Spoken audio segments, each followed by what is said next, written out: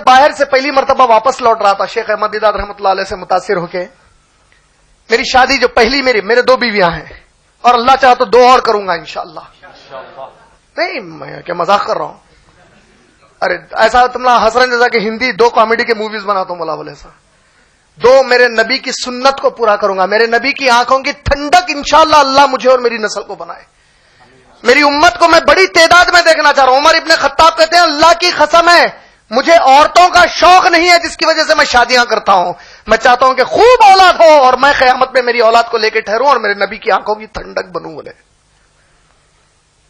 ہماری بہنوں کو بہت برا لگتا. چھوڑ دو اسلام کی چیز بری لگتی تو تمہارے رہنے سے نہیں رہنے سے اللہ کے دین کو اور اللہ کے نبی کی کسی سنت کو کوئی فرق پڑنے والا. ہم بے شرم مسلمان ہم خود اللہ کے دین کی مذاق اڑانے کے بعد تم دوسرے سے کیا ایکسپیکٹ کرتے اس کے بعد؟ تمہارے لیے کیا یہ کافی نہیں تھا کہ قرآن میں اللہ تعالیٰ ایک چیز کی اجازت دیے اس کے بعد تم مسلمان ہو کے تیری جرت کیسا ہوئی اس کے بارے میں دوسری گفتگو کرنے کی؟ جو چیز آج ہمارے ماحول کی وجہ سے مذاق بنا ہوا ہے یہی مذاق قیامت میں بھاری پڑنے والا ہے ہم لوگوں کے لیے. یہی سوال ہوگا کہ تم لوگوں کو کوئی چیز نہیں ملی تھی میری آیت سننے کے بعد مذاق کرے تم لوگ. میں تم لوگوں کو ٹائم پاس کے لیے یہ آیت بھیجا تھا.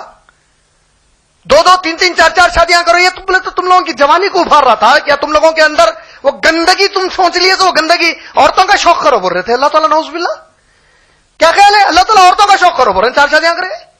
تم لوگ ہنس رہے تو وہی نظریے سے عورت یہ کہاں سے بٹھائے میرے بھائی؟ کتاب اللہ ہے میرے بھائی ہے. اس کے لیے مرے ہیں صحابہ ٹھہر گئے اس کے ایک ایک حرف کی عزت کے لیے عظمت کے لیے لوگ کٹا دیے اپنے خاندانوں کو اس کی عزت اور عظمت کے لیے. یہ مذاق نہیں ہے. میری بہنوں کو بھی بول رہا ہوں مذاق نہیں ہے. آپ کتنا بھی ماحول سے متاثر ہو آپ کے خبر کے گڑے کے بعد آپ اکیلے اللہ کے سامنے اس کے بعد اللہ پوچھیں گے میری کتاب کے اندر ایک چیز آ گئی تھی اس کے بعد جرت کے ساتھ بھی اس کے بارے میں منہ کھولنے کی تم لوگوں کی. آپ جب اس کا مذاق کرتے ہیں آپ کو معلوم ہے نبی اور صحابہ کا مذاق کر رہے ہیں آپ لوگ. یہی چیز تو کافر ہنسی اڑا رہا ہے اللہ کے نبی صلی اللہ علیہ وسلم کے بارے میں. ارے دیکھو کتنے عورتوں کے شوقین تھے اتنوں سے شادی کرے. ان کے صحابہ پورے شادیاں کرتے تھے. آج وہ بات نکلی تو آپ کے منہ پہ مسکرا کس بات؟ نماز پڑھو بولے تو مسکرائے کبھی؟ مسکرانے کی کیا بات ہے؟ عبادت ہے اللہ کی. یہ نکالو. میں یہی چیز بتانا چاہتا ہوں اس کے باہر نکلو میرے بھائی. آپ لوگ سب سے پہلے قرآن حدیث کی کوئی چیز کے اوپر مذاق نہیں ہو سکتا.